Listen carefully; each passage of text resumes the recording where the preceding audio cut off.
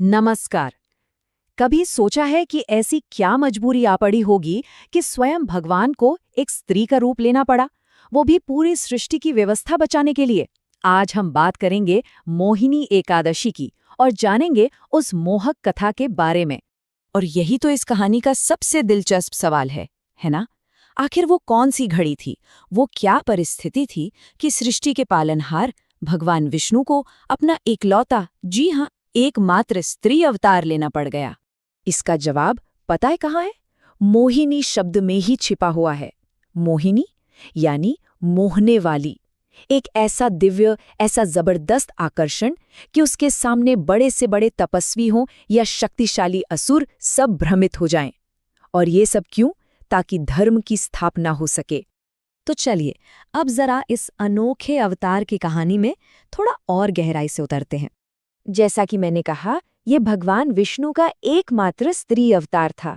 सोचिए, सर्वोच्च सौंदर्य और ग्रेस का ऐसा रूप, और इसे धारण करने के पीछे एक बहुत बहुत ही जरूरी दिव्य उद्देश्य था।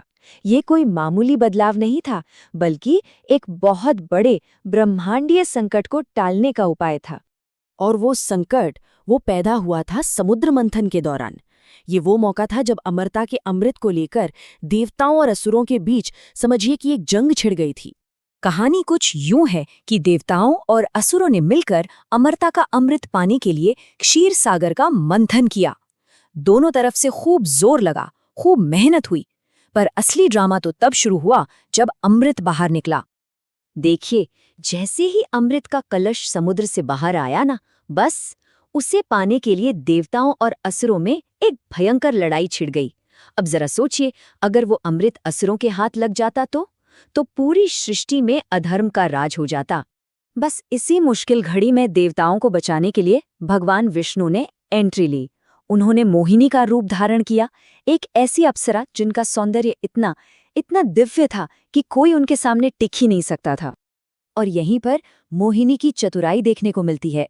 बात सिर्फ सुंदरता की नहीं थी, उन्होंने अपने आकर्षण से असुरों को ऐसा मंत्रमुग्ध किया कि बड़ी ही चालाकी से सारा का सारा अमृत सिर्फ देवताओं में बांट दिया। ये ताकतवर बुद्धि की और ग्रेस की एक शानदार जीत थी। लेकिन कहानी में एक ट्विस्ट था। एक असुर था, राहु। वो ये सारी चाल समझ गया और उसने क्या किया, वो देवता का भेष बदलकर देवताओं की लाइन में जा बैठा और अमृत की एक बूंद पी भी ली। लेकिन सूर्य और चंद्रदेव ने उसे पहचान लिया। फिर क्या था, भगवान विष्णु ने अपने सुदर्शन चक्र से उसका सिर धड़ से अलग कर दिया। पर क्योंकि वो अमृत पी चुका था, उसका सिर और धड़ अमर हो गए और बन गए राहु और केतु, जिन्हें हम छाया ग्रहों के नाम से जानते हैं। तो जिस दिन भगवान विष्णु ने ये मोहिनी रूप लिया था, वही दिन मोहिनी एकादशी के रूप में मनाया जाता है। पर इस व्रत का इतना महत्व क्यों है? चलिए अब इसका आध्यात्मिक पहलू समझते हैं। इस व्रत का जो सबसे बड़ा मकसद है ना, वो है मोह पर जीत पाना। अब ये मोह क्या है? मोह मतलब दुनिया की चीजों से एक गहरा लगाव, एक ऐसा भ्रम जो आत्मा को जन्म और मृत्यु के चक्कर में फंसाए रखता है। और ये व्रत बस उसी मोह की गांठ को काटने की ताकत रखता है। तो देखिए, ये एकादशी सिर्फ एक कथा नहीं है, ये एक प्रतीक है अहंकार पर भगवान की कृपा की जीत का। ये उस दिव्य स्त्री शक्ति का एक उत्सव है। ये हमें सिखाती है कि कैसे मोह की गांठ को काटा जा सकता है, जिससे हमें मिलती है आध्यात्मिक क्लैरिटी और आखिर में मुक्ति। अच्छा, तो सवाल ये उठता है कि इस शक्तिशाली व्रत को किया कैसे जाए? तो इसकी जो विधि है वो भी बहुत भक्ति भरी और पवित्र करने वाली है। इसे ना हम 4 आसान स्टेप्स में समझ सकते हैं। पहला है संकल्प, मतलब पूरी श्रद्धा से व्रत रखने का प्रण लेना। दूसरा है पूजा, जिसमें दिन भर भगवान विष्णु के मोहिनी स्वरूप की आराधना की जाती है। तीसरा है जागरण, रात भर जाग कर मंत्र जाप और भजन कीर्तन करना। और चौथा और आखिरी स्टेप है पारण, यानी अगले दिन सही समय पर व्रत को खोलना। और अब बात करते हैं फायदों की। कहते हैं कि इस व्रत को करने वाले को जो लाभ मिलते हैं ना, वो वाकई अद्भुत और जीवन को बदलने वाले हो सकते हैं।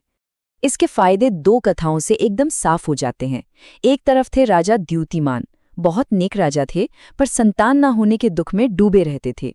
उन्होंने ये व्रत किया और उन्हें एक गुणी पुत्र मिला। और दूसरी कहानी है चंद्रभागा की, जो अपने पापों की वजह से कुष्ठ रोग से पीड़ित थी। इस व्रत के प्रभाव से वो न सिर्फ सभी पापों से मुक्त हुई, बल्कि उसे वैकुंठ की प्राप्ति भी हुई।